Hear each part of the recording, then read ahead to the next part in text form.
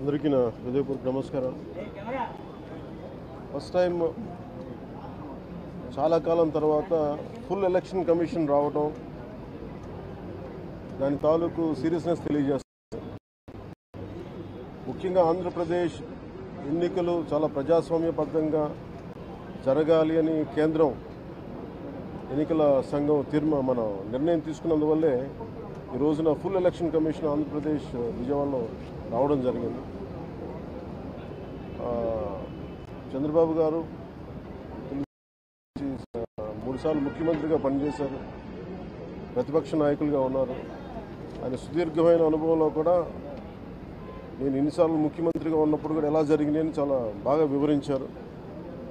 ఎంత fair election జరగడానికి ఆయన సాయశక్తులు ఎలా కృషి చేశారో చెప్పారు.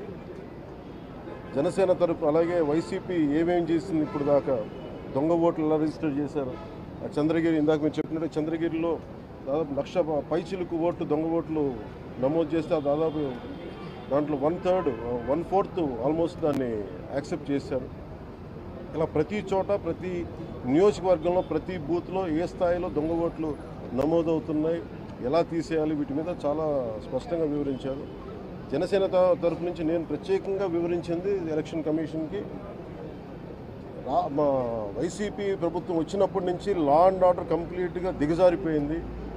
ఎవరన్నా ప్రజాస్వామ్య హాని జరుగుతుంటే గొంతెత్తితే పొలిటికల్ పార్టీస్ కానీ, వ్యక్తులు కానీ, ప్రైవేట్ వ్యక్తులు కానీ వాళ్ళందరి మీద కేసులు ఎలా పడుతున్నాయి, కేసులు ఎలా చేస్తున్నాయి, ముఖ్యంగా బైండ్ ఓవర్ కేసులు ప్రత్యేకించి పొలిటికల్ పార్టీ టీడీపీ వారి మీద కానీ, జనసేన కార్యకర్తల మీద కానీ ఇవన్నీ చాలా క్లియర్గా తెలియజెప్పడం జరిగింది వారికి.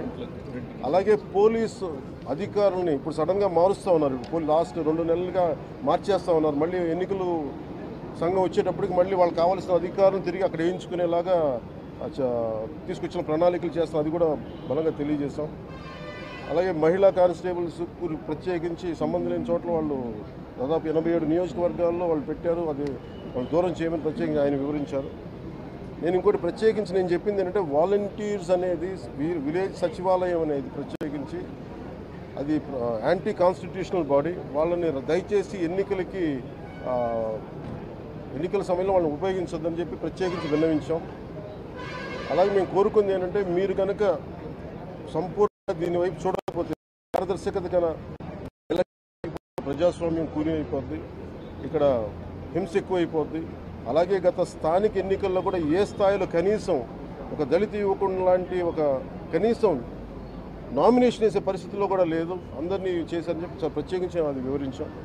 ఖచ్చితంగా వాళ్ళు ఒకటే ఎన్నికల ప్రధానాధికారి ఒకటే చెప్పారు, ఆయన CEO, మేము చాలా కట్టుబడి ఉన్నాం, ఫ్రీ అండ్ ఫెయిర్ ఎలక్షన్ జరిగేలా కట్టుబడి ఉన్నాం అని చెప్పి అంత భరోసాగా ఎప్పుడు మాట్లాడటం. ఖచ్చితంగా ఇది కేంద్రం చాలా సీరియస్గా తీసుకున్న ఆంధ్రప్రదేశ్ ఎలక్షన్స్లోనే తెలియజేస్తూ ఉంది. ఈసారి ఫ్రీ అండ్ ఫెయిర్ ఎలక్షన్స్ ఉంటాయి.